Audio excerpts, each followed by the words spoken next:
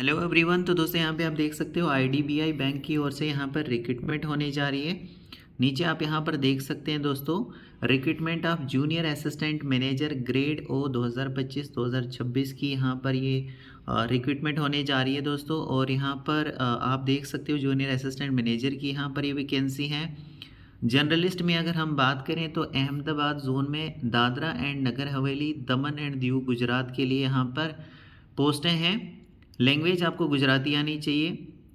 Vacancies total यहाँ पर 70 है। इस जोन के अंदर 70 वैकेंसी है जो यहाँ पे कैटेगरी वाइज बांटी है। जैसे अनरिजर्व के लिए 30 हैं, एससी के लिए 10, एसटी के लिए 5, ओबीसी वालों के लिए 18, ईडब्ल्यूएस वालों के लिए 7। इस तरीके से फिर यहाँ पर जो पीडब्ल्यूडी में आते हैं वो आप यहाँ पर देख सकते हैं। डिसेबिलिटी वाइज यहाँ पर ये जो वैकेंसी हैं ये रखी गई है। फिर बेंगलुरु जोन में इसी तरीके से आपको चंडीगढ़ में देखना है, चेन्नई, कोची, मुंबई, नागपुर और पुणे। टोटल यहाँ पर कितनी है, टोटल जो नंबर ऑफ पोस्टें हैं वो आप यहाँ पर देख सकते हो। 70 यहाँ पर रखी गई है अहमदाबाद जोन में। बेंगलुरु के लिए 65, चंडीगढ़ के लिए 50, चेन्नई के लिए 50, कोची के लिए 30, मुंबई के लिए 125, नागपुर जोन में 50 हैं, पुणे जोन में यहाँ पर 60 वैकेंसी हैं। तो इस तरीके से फिर ये फर्दर आगे कैटेगरी वाइज ये जो वैकेंसीज हैं ये डिवाइड की गई हैं। इसके अलावा दोस्तों स्पेशलिस्ट की अगर बात करें तो specialist agri asset officer AAO की यहाँ पर क्या है, पैन इंडिया के लिए 100 पोस्टें टोटल हैं जो कैटेगरी वाइज यहाँ पर बांटी गई हैं। तो आप देख लेना आप कौन सी कैटेगरी में बिलोंग करते हो और उस कैटेगरी में कितनी क्या जो पोस्टें हैं वो रखी गई हैं।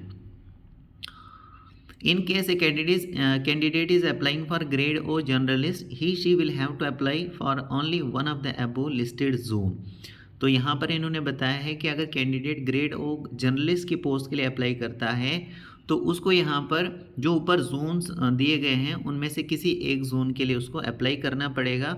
सच कैंडिडेट शुड बी प्रोफिशेंट, आप यहाँ पर प्रोफिशेंट होने चाहिए। आपको रीडिंग, राइटिंग, अंडरस्टैंडिंग जो है वो आनी चाहिए। जिस भी जोन से अप्लाई करेंगे वहाँ की जो लैंग्वेज बताई गई है वो आपको रीडिंग करनी आनी चाहिए, राइटिंग भी आनी चाहिए और अंडरस्टैंडिंग समझ भी आपको आनी चाहिए। ठीक है ना। यहाँ पर देखिए जोन वाइज बताया गया ना, आगे लैंग्वेज बताई गई है। जैसे अहमदाबाद जोन की बात करें, यहाँ से अगर आप अप्लाई करोगे तो आपको गुजराती आनी चाहिए। अगर आप चेन्नई जोन से अप्लाई करोगे तो आपको तमिल आनी चाहिए। मुंबई जोन से अप्लाई करोगे तो मराठी लैंग्वेज आपको आनी चाहिए। तो जिस भी जोन से आप अप्लाई करोगे उस जोन की आपको भाषा आनी चाहिए। उसके बाद दोस्तों यहाँ पे आप देख लीजिए cut off date for eligibility criteria, age and education qualification, मतलब क्वालिफिकेशन आपकी इसके अलावा जो यहाँ पे एज है, क्वालिफिकेशन है, ये देखा जाएगा अक्टूबर 1, 2024 को। तो जो भी यहाँ पर एज बताई गई है वो आपको यहाँ पर मतलब फुलफ़िल करना है। अगर आप एलिजिबिलिटी क्राइटेरिया को फुलफ़िल करते हैं तो फिर आप यहाँ पर अप्लाई कर सकते हैं। नवंबर 20 को ये एडवर्टाइजमेंट निकाली गई है और 21 तारीख से यहाँ पर फॉर्म लगना स्टार्ट हो चुके हैं और नवंबर 30 तक आप यहाँ पर फॉर्म को फिल कर सकते हैं। ऑनलाइन टेस्ट की यहाँ पर टेंटेटिव डेट बताई गई है दिसंबर 2024 या फिर जनवरी 2025 जो है आपका एग्ज़ाम यहाँ पर लिया जाएगा। एलिजिबिलिटी क्राइटेरिया यहाँ पर देखिए लिखा भी गया है, eligibility criteria age on October 1, 2024 को आपकी एलिजिबिलिटी क्राइटेरिया देखा जाएगा। जैसे एज की बात करें तो एज देखो कितनी होनी चाहिए ग्रेड ओ जर्नलिस्ट के लिए और ग्रेड ओ स्पेशलिस्ट के लिए 20 साल मिनिमम, 25 साल मैक्सिमम आपकी एज होनी चाहिए। अक्टूबर 2, 1999 से पहले का आपका जन्म नहीं होना चाहिए और अक्टूबर 1, 2004 के बाद का आपका जन्म नहीं होना चाहिए। यहाँ पर ये डेट ऑफ बर्थ भी मेंशन की गई है ताकि आपको कोई प्रॉब्लम ना हो। एजुकेशन क्वालिफिकेशन में ग्रेड ओ जर्नलिस्ट के लिए बैचलर डिग्री आपने की होनी चाहिए किसी भी स्ट्रीम में, रिकॉग्नाइज यहाँ पर मतलब रिकॉग्नाइज यूनिवर्सिटी से आपने ये की होनी चाहिए, कॉलेज से आपने बैचलर डिग्री जो है की होनी चाहिए। और यहाँ पर ग्रेड ओ स्पेशलिस्ट के पोस्ट के लिए अगर आप यहाँ पर करते हो तो 4 ईयर की डिग्री आपने की होनी चाहिए, या बीएससी किया होना चाहिए या बीटेक, बीई, चाहे एग्रीकल्चर में किया हो, हॉर्टिकल्चर में किया हो, एग्रीकल्चर इंजीनियरिंग की हो, फिशरी साइंस में की हो, फिशरी यहाँ पर engineering, animal husbandry, veterinary science, forestry, dairy science technology, food science technology, pisciculture, agro forestry, sericulture. तो ये यहाँ पर कुछ ऑप्शंस बताए गए। इनमें से अगर आपने डिग्री की है दोस्तों तो आप यहाँ पर अप्लाई कर पाएंगे कौन सी पोस्ट के लिए, ग्रेड ओ स्पेशलिस्ट की पोस्ट के लिए।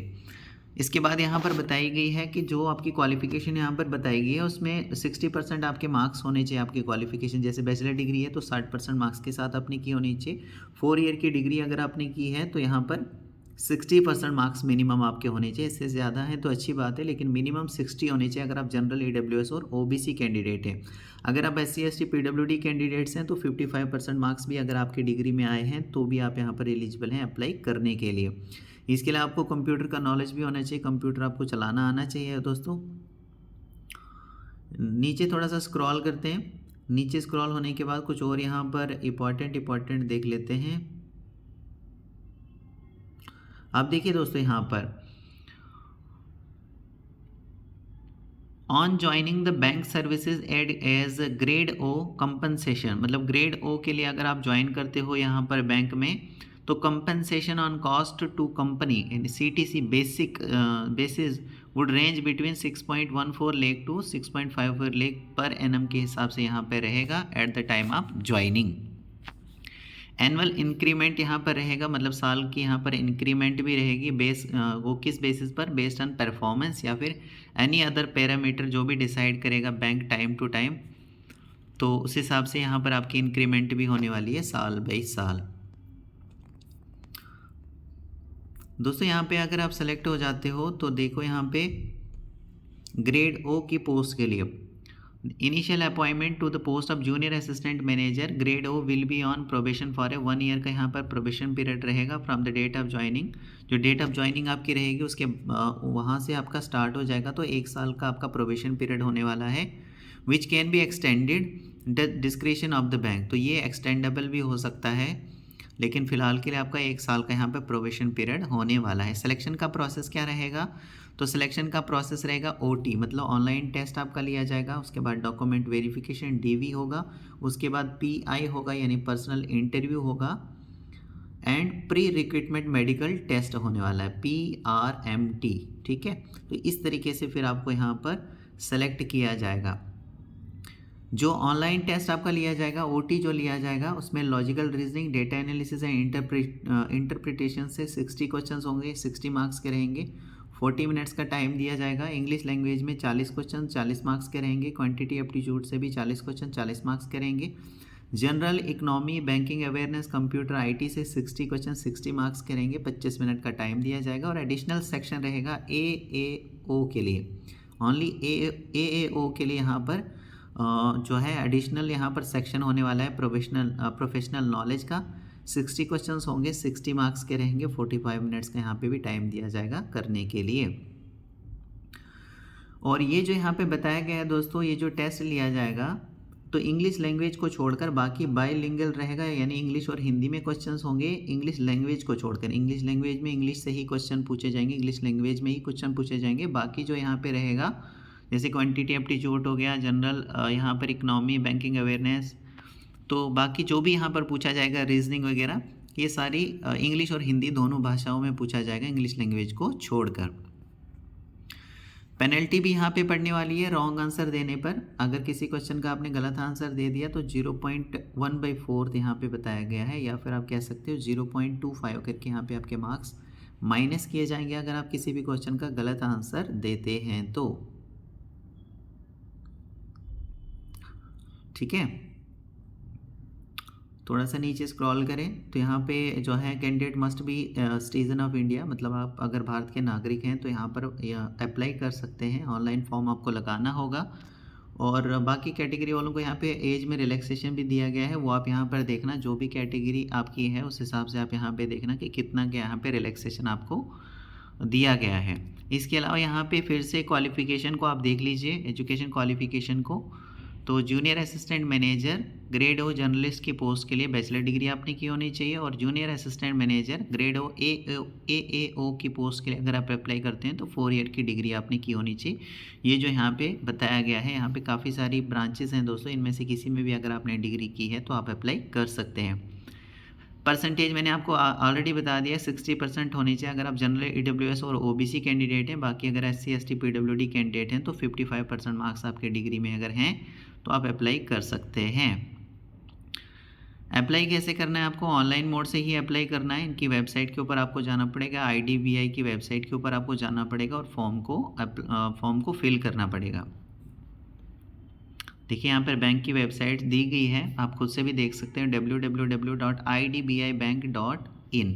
तो ये बैंक की वेबसाइट है, इसी पर आपको जाना पड़ेगा अगर आप फॉर्म को फिल करना चाहते हैं, यहाँ पर फॉर्म जो है वो लगाना चाहते हैं। फ़ीस यहाँ पर मेंशन की गई है, फ़ीस भी आपको ऑनलाइन ही पे करनी है और 250 रुपये की फ़ीस है अगर आप SC ST PWD कैंडिडेट्स हैं। और अगर SC ST PWD को छोड़कर बाकी कैंडिडेट अगर यहाँ पर अप्लाई करते हैं तो 1050 रुपये यहाँ पर फ़ीस लगने वाली है। और जैसे मैंने आपको बताया कि ऑनलाइन मोड से ही आपको ये पे करनी है फ़ीस। आप यहाँ पे डेबिट कार्ड के थ्रू रुपए, visa, master card, Maestro, credit card, internet banking, IMPS, cash card, mobile wallet के थ्रू आप यहाँ पर फ़ीस को पे कर सकते हैं।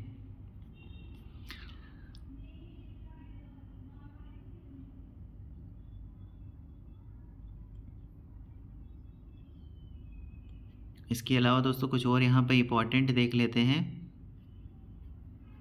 जैसे कि यहाँ पे लिस्ट भी बताई गई है कि कौन कौन सी जगह पर जो है मतलब सेंटर्स वगैरह बताए गए हैं कि कौन कौन सी जगह पर आपके सेंटर्स हो सकते हैं जब आप ऑनलाइन टेस्ट देने के लिए जहाँ पर आप जाओगे।